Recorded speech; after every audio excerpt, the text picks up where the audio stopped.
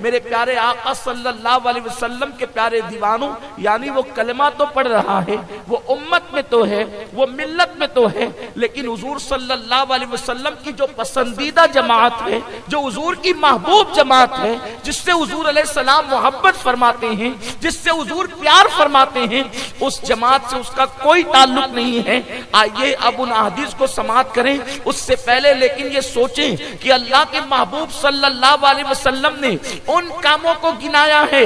اگر آقا کریم کا پسندیدہ امتی بن کر رہنا ہے، اگر حضور کا محبوب امتی بن کر رہنا ہے، تو یاد رکھیں ان کاموں سے اپنے آپ کو بچانے کی کوشش کرنا، ورنہ حضور سید کونین مالک دارین مصطفیٰ جان رحمت صلی اللہ علیہ وسلم نے ان لوگوں کو سوسائٹی سے باہر کر دیا، اپنے محبوبوں کی فہرست سے باہر کر دیا۔ اللہ وہ دن کبھی کسی کو نہ دکھائے، اس لیے کہ جب اللہ رب العزت کسی پہ ناراض ہو تو مصطفیٰ جان رحمت صلی اللہ علیہ وآلہ وسلم کے وسیلے سے اللہ راضی ہو جاتا ہے، حضور کو خوش کرنے سے اللہ راضی ہو جاتا ہے۔ مگر حضور اگر کسی سے ناراض ہو جائیں، حضور علیہ السلام اگر کسی سے بیزاری کا اظہار کر دیں، تو بتائیں اس کا انجام کیا ہوگا۔ میں کہتا ہوں اس دن تو ایک مسلمان کے لیے موت سے بدترین دن ہونا چاہیے، جس دن اس کے محبوب مصطفیٰ جان رحمت اس سے ناراض ہو جائیں، حضور سید الکونین اس سے ناراض ہو جائیں۔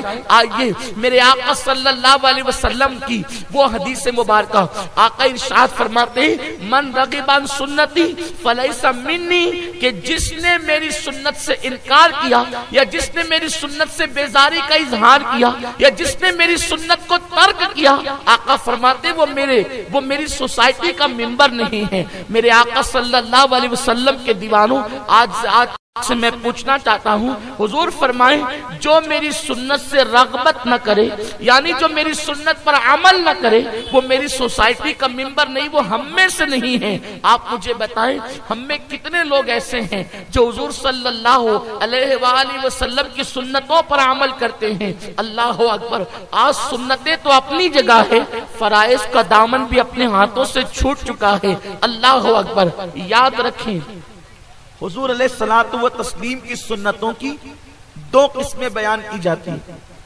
ایک تو وہ جس کو سنت ہدا کہتے ہیں، اور وہ سنت موقدہ ہے۔ اگر انسان اس سنت پر عمل نہ کرے اور عمل کرنے کا اور اس کو ترک کرنے کا عادی ہو جائے، حضور علیہ السلام کی سنت موقدہ پر عمل نہ کرنے کا اور اس کو ترک کرنے کا وہ عادی ہو جائے، تو وہ گنہگار ہوتا ہے اور وہ فسق و فجور کے رستے پر چل پڑتا ہے۔ اور حضور علیہ الصلوۃ والتسلیم کی وہ سنتیں جو سنت موقدہ تو نہیں ہے، جسے ہم غیر موقدہ کہتے ہیں، اس کو بھی ترک کرنا قصدن جان بوجھ کر، یہ عشق اور محبت کے خلاف ہے۔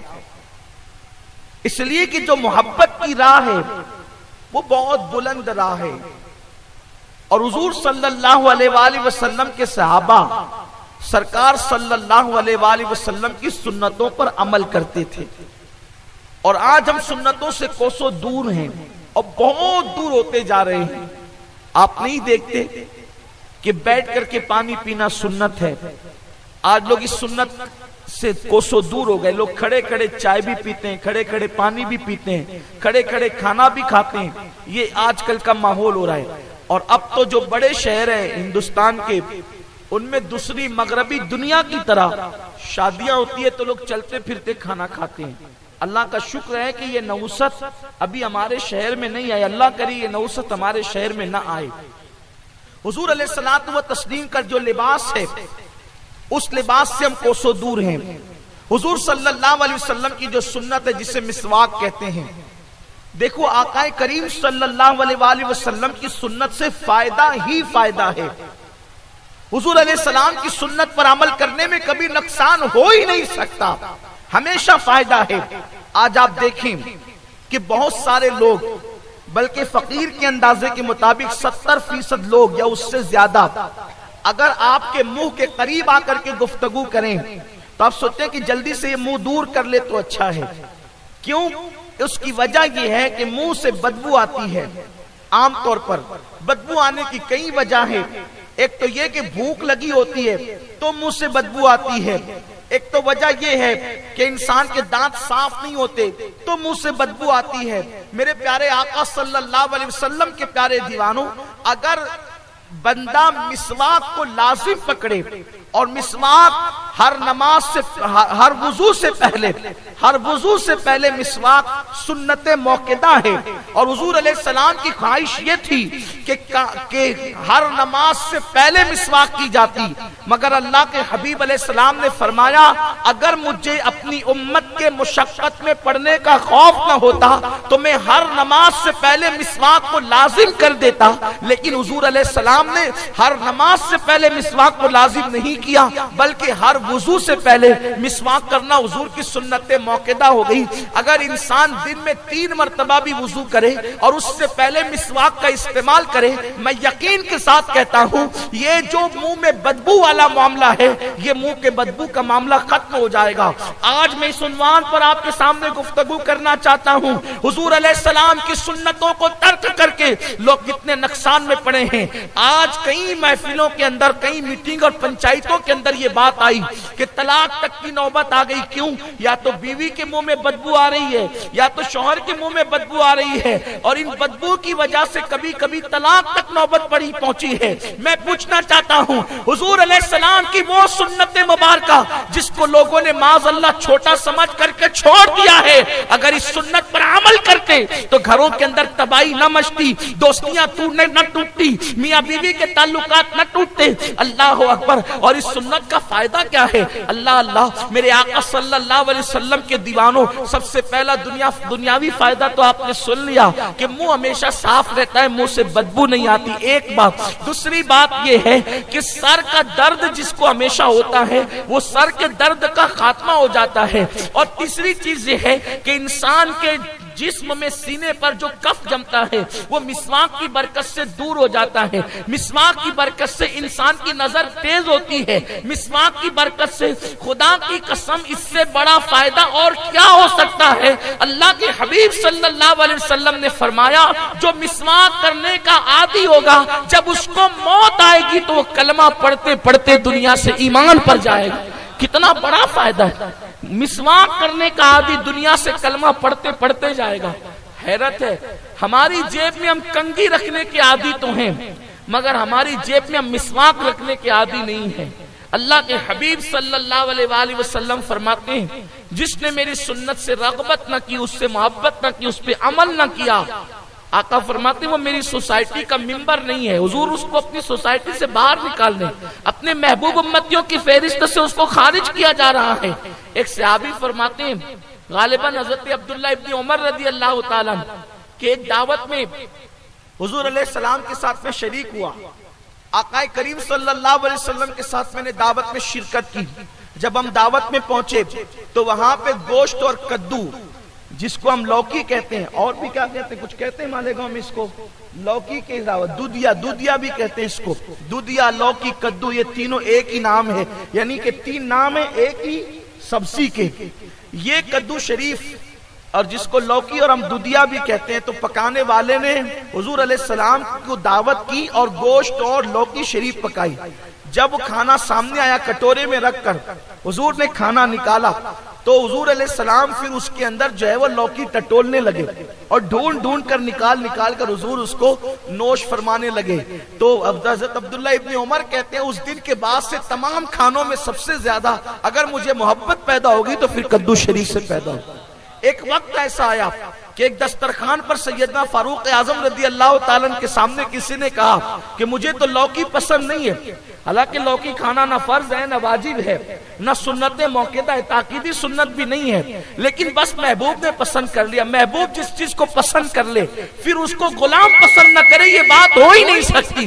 اللہ کے حبیب علیہ السلام کے صحابہ کو جن کو پتا تھا کہ محبوب کو یہ سبزی بہت پسند تھی وہ بھی اس کو پسند کرتے تھے، اور ایک دن دسترخوان پہ کسی نے کہا معاذ اللہ کہ مجھے تو لوکی پسند نہیں ہے۔ فاروق اعظم نے تلوار نکالی اور فرمایا بدبخت میں تجھے قتل کر دوں گا۔ اس نے کہا کیوں؟ فرمایا اس چیز کا تو نے انکار کیا جو چیز میرے محبوب کو پسند ہے۔ بتاؤ اگر کوئی سبزی ایک آقا نے پسند کر لی اس کو کوئی ناپسندیدگی کی نظر سے دیکھے تو فاروق اعظم تلوار نکالتے ہیں اس کے لیے۔ حضور علیہ السلام نے تو داڑھی کو لازم قرار دیا ہے، لوگ داڑیاں گٹروں میں منڈا منڈا کر کے پھینک رہے ہیں. بتاؤ وہ حضور کے محبوب اور مقبول امتی کیسے ہو سکتے ہیں؟ آقا فرماتے فلیس منی، وہ میری سوسائٹی کا ممبر ہی نہیں ہے، وہ میرا محبوب امتی نہیں ہے جس نے میری سنت سے انحراف کیا. صحابہ کرام کو سنتوں سے کتنی محبت تھی، اور صحابہ تو صحابہ، ہمارے اکابرین نے سنتوں سے کتنی محبت کی. ایک مرتبہ حضور حافظ ملت شاہ عبدالعزیز اشرفی مراد آبادی رحمت اللہ تعالی علیہ کے پیر میں، سیدھے پیر میں زخم ہو گیا. زخم ہوا تو اس زخم پر مرہم یا کوئی پٹی لگانے کے لیے کوئی حکیم یا طبیب آیا، اور آپ نے دونوں پیروں میں موزہ پہن رکھا تھا. حضور حافظ ملت رحمت اللہ تعالی علیہ سے اس نے کہا کہ حضرت موزہ نکالیں تاکہ میں آپ کے زخم پہ پٹی باندھوں. آپ نے الٹے پیر کا موزہ نکالا تو اس نے کہا حضرت زخم تو آپ کے سیدھے پیر میں ہے اور آپ الٹے پیر کا موزہ نکالیں. فرمایا مجھے معلوم ہے کہ میرے سیدھے پیر میں جو ہے وہ زخم ہے، لیکن الٹے پیر کا موزہ اس لیے نکال رہا ہوں کہ جب بھی موزہ نکالنا چاہیے سنت یہ ہے کہ پہلے الٹے پیر کا نکالنا چاہیے، اس کے بعد سیدھے پیر کا نکالنا چاہیے. میرے آقا صلی اللہ علیہ وسلم کے دیوانوں حضور علیہ الصلوۃ والتسلیم کی سنت پر عمل کیا. اور حضور حافظ ملت کے بارے میں مشہور ہے کہ آپ اخیر عمر تک بغیر چشمے کے کتابیں پڑھتے اور پڑھاتے رہے.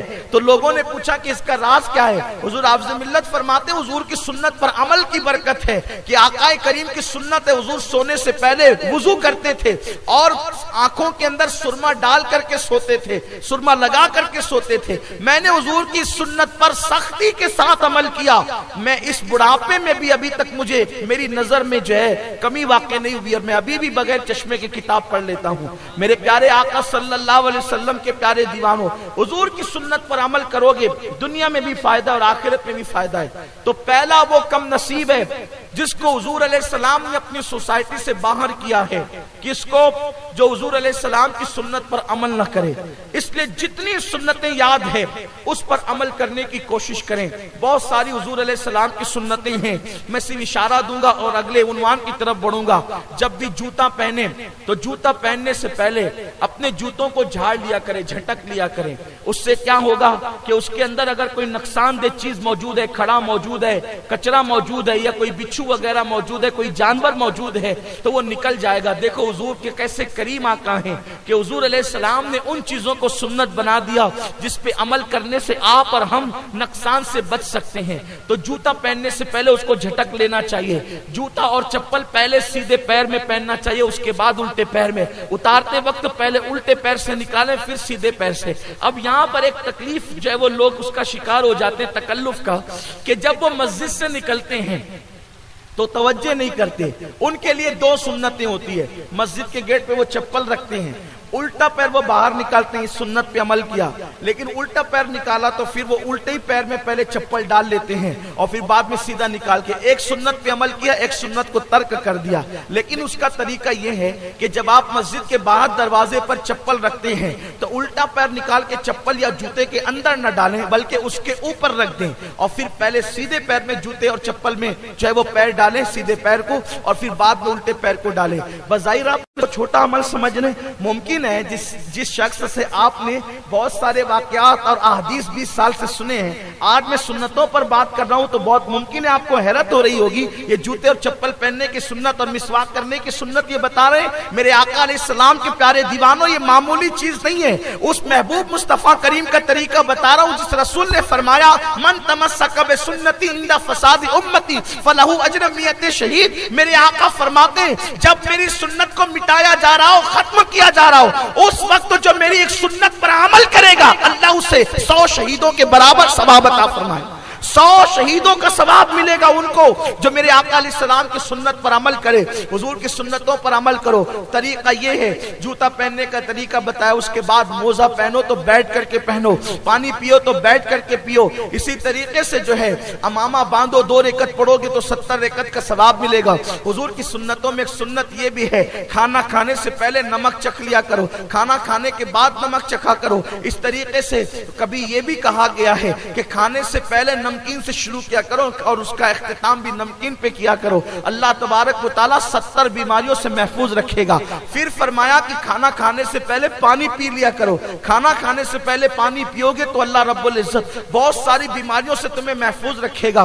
اسی طریقے سے میرے آقا صلی اللہ علیہ وسلم کے دیوانوں سونے سے پہلے وضو کر لیا کرو، اس کے بعد چاروں قل پڑھ لیا کرو، آیت الکرسی پڑھ لیا کرو، اور اس کے بعد جو ہے اپنے بستر کو جھاڑ لیا کرو اور دائیں کروٹ لیٹ کر کے سویا کرو۔ اس سے کیا ہوگا؟ جو دائیں کروٹ لیٹ کر کے سوئے گا اللہ رب العزت اسے ہارٹ اٹیک کے مرض سے، یعنی جو دل کا دورہ پڑتا ہے اس مرض سے اللہ اس کو محفوظ رکھے گا۔ میرے پیارے آقا صلی اللہ علیہ وسلم کے پیارے دیوانوں، اور جو بندہ سنت کے مطابق سوتا ہے اس کو اللہ تبارک و تعالیٰ سکون کی نیند عطا فرمائے گا، اور جو شخص جو سونے سے پہلے چاروں قل اور آیت الکرسی پڑھ لے اللہ رب العزت اس کو سحر جادو سے محفوظ رکھے گا۔ اور پھر اس کی برکتیں کیا ہے؟ رات بھر فرشتے کو اس کی حفاظت کے لیے اللہ مقرر کر دے گا، فرشتے اس پر پہرا دیں گے، کیونکہ وہ بندہ آیت الکرسی پڑھ کر کے سو رہا ہے۔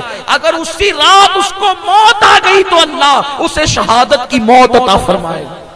آیت الکرسی کی برکت یہ، حضور کی سنت کی برکت یہ۔ تو بہرحال بہت سی سنتیں ہمارے مبلغین سنتیں سکھاتے رہتے ہیں، مرکز پہ آئیے، وہ بہت ساری سنتیں آپ